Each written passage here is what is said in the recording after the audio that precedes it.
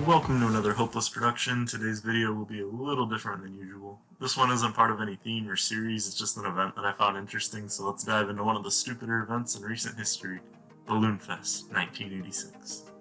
Balloonfest was an event in which the city of Cleveland, Ohio set a world record by releasing almost 1.5 million balloons. The event was intended to be a harmless fundraising stunt, but those involved failed to recognize what the immediate effects of Balloonfest would be. It would end up contributing to the deaths of 2 fishermen, cause horrifying traffic, cost millions in lawsuits, and would change the fates of several horses. On Saturday, September 27, 1986, the United Way of Cleveland inflated 1.5 million helium balloons into a 3-story high net covering an entire city block. 2,500 volunteers and countless schoolchildren worked to reach 2 million balloons, but the goal was cut short to get the event underway before a rainstorm swept through. The balloons were released at 1:50 p.m., breaking the world record for most balloons released simultaneously, previously set by Disneyland in celebration of its 30th anniversary just 1 year prior. Perhaps fucking with Disney was Cleveland's first mistake. With an incoming front of cool air and rain moving in, the balloons that were expected to be on the ground and deflated at this point ended up clogging the waterways of northeast Ohio. In the days following the event, balloons were reported washing ashore on the Canadian side of Lake Erie. At the same time, the Coast Guard was responding to a call about 2 missing fishermen who had gone out the day before. A search and rescue boat crew tried to spot the fishermen floating in the lake, but Guard officials said balloons in the water made it impossible to identify anything, describing it as an asteroid field.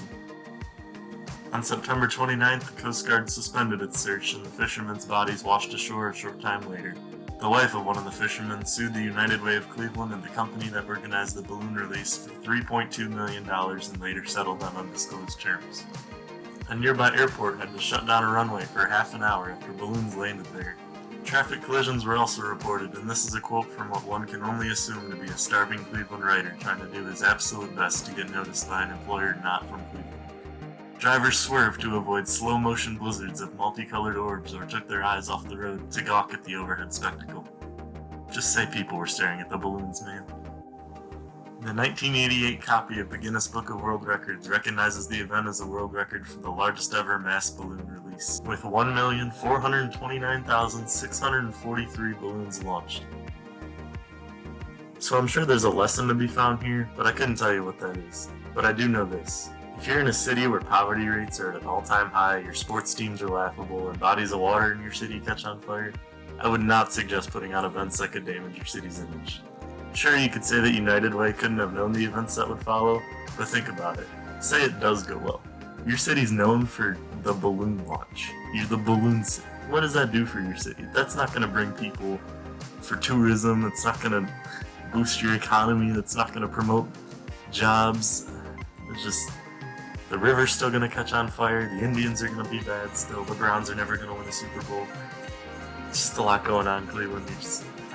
LeBron happened, so I don't think that's a direct correlation with the balloon launch, but keep trying, Cleveland. Keep trying.